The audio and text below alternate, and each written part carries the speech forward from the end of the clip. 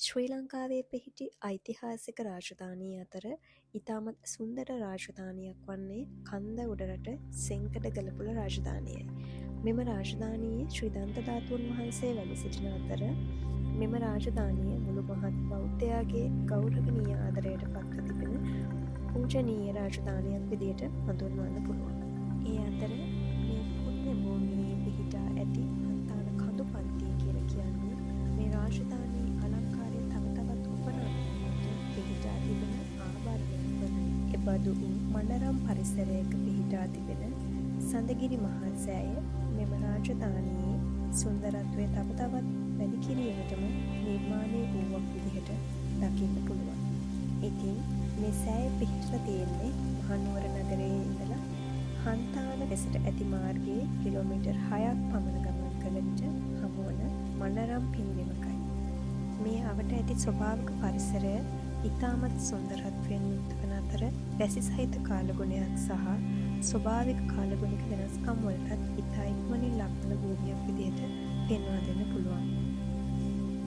මේ සඳගිරි මහා සෑයේ උස අඩි 120ක් පමණ වන අතර සෑය වටා සලපතල මළුවකින් සමන්විත එසේම සෑය වටා පේසා බලලු 3ක් ඉදි කර ඇති අතර ඊට ඉහළින් සෑයේ ගර්භයද ඊටත් ඉහළින් හතරැස් කොටුවද ඉන්පසු කොත් කැරැල්ලද ඉතා අලංකාරව නිර්මාණය කර ඇත්තේ රුවන්වැලි මහා සෑයේ ආකෘතියට සමාන හැඩයක් ගන්නා ආකාරයටයි.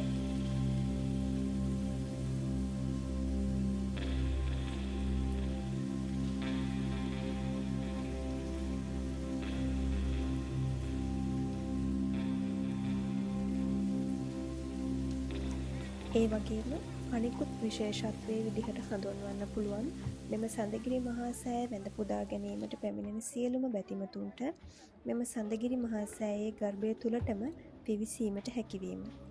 ඉතින් මේ සඳහා සලපතල මළුවේ පඩිපේලියක්ද සකසලා තියෙනවා.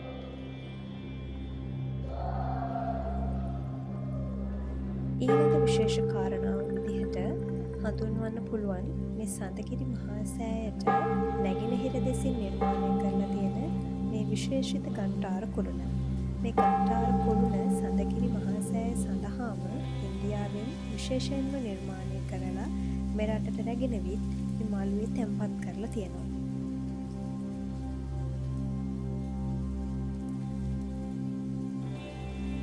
මම ආරාධනා කරනවා මුළු මහත් බෞද්ධ ජනතාවට මෙවැනි වූ ඓතිහාසික නිර්මාණ සිය දෑසින් දැක බලා ගැනීමටත් වැඳ පුදා ගැනීමටත් පැමිණෙන්න කියලා.